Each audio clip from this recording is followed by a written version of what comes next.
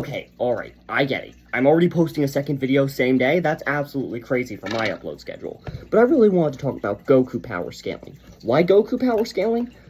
I like power scaling. It's actually a very fun hobby of mine. Personally, I don't really talk about it much with people because power scaling is a hugely debated topic, but I actually want to do some debating. So I'm hoping someone will go in my comment section and go, "You're wrong." That way we can talk about it. Now, I believe Goku from Dragon Ball is one of the strongest characters in anime. Now, I'm not a Goku stan. I'm not a big fan of Dragon Ball. I like it, but I like it as much as about anyone likes Dragon Ball.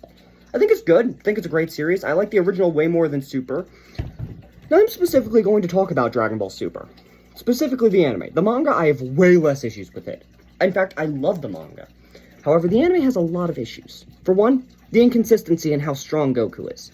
So in the manga fight versus Beerus, it stated that eventually their fight would have resulted in the destruction of the universe. Now that's a very key part to acknowledge. The fact they said eventually.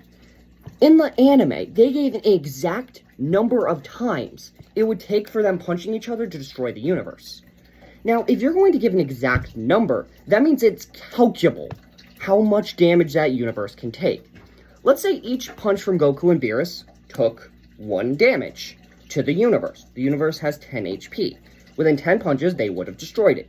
However, in the manga, this is a much less fact. This is more something the Kaioshin said would eventually happen if this fight continued.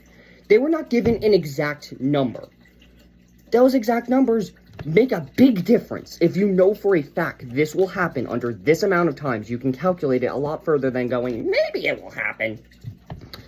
Now, my next issue. This power that he had to destroy the universe is now his base power level. In just normal Goku mode, he is just this strong.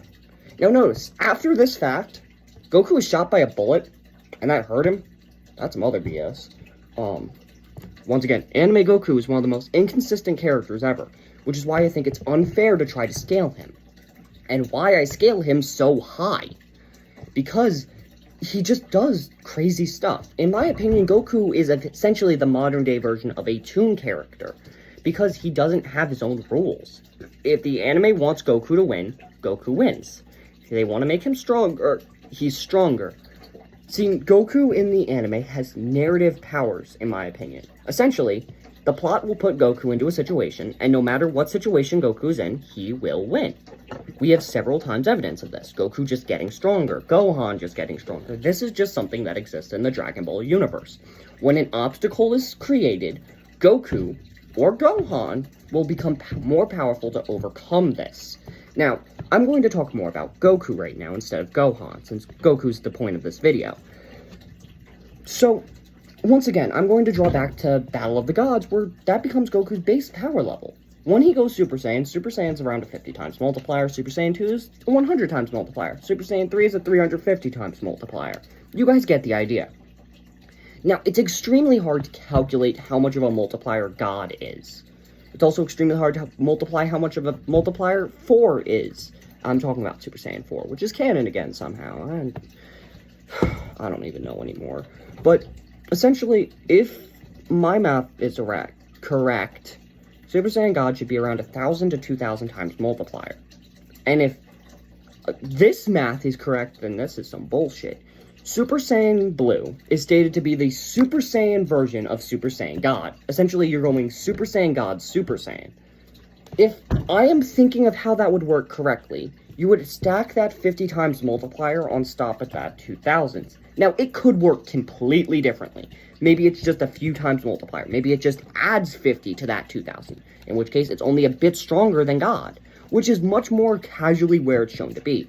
Super Saiyan God is shown to be similar to Blue, however, it is weaker. I personally would go under the opinion to say that it is not 50 times more powerful than God. However, that is technically a way you can what's the word? Influence? Interpret. Interpret's the word I'm looking for. That is a way you can interpret it. Now, do I think that's good? No. But do I think Goku is crazy? Yes. Now, I'm going to go on to some of the more outlandish stuff that has never been shown, but he could theoretically do based off what I've said so far. So let's say Super Saiyan Goku, who's 50 times stronger than the version of Goku who could destroy the universe in 10 punches, could destroy the universe in 1 punch now. Okay, that's pretty strong. What if we take that up a notch? So, obviously, we just talked about how Super Saiyan God's a really big multiplier. If you were to go Super Saiyan God, with that base power level, that would massively increase his strength. Now, to my knowledge, every time he goes Super Saiyan God, that does not become his new base power level. This was a one-time thing. If it is, then, oh my god, how is Goku just not the strongest character in fiction? But, yeah. That gets to some massive levels of inconsistency, because he's universe level at this point. Like we've discussed, Goku is currently universe level. So now, you're stacking more multipliers on top of that, it becomes crazy. You could argue he is multiversal in the anime. However, once again, I bring it down to the issue that this is not correct. This is a way of interpreting his level of strength.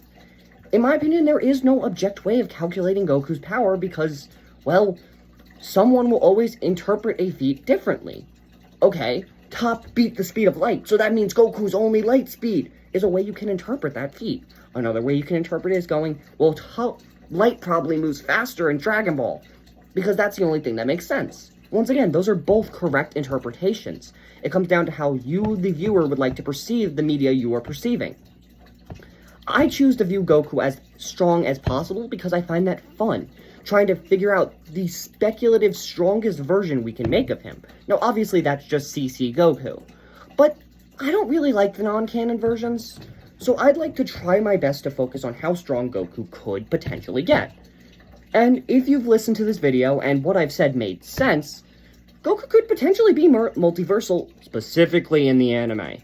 Now, I've spoken a lot about the anime. Why don't we take a bit of a twist to the manga for a second? So, some of you might know this, but manga Goku's actually a lot weaker than anime Goku. For one, I'm pretty sure God does not become his base power level. Two, he's just a lot more intelligent. He's much more calm. He's much more laid back. Situations are dealt very differently. Anyone who's read the Dragon Ball manga and seen the anime knows that there are a lot of differences.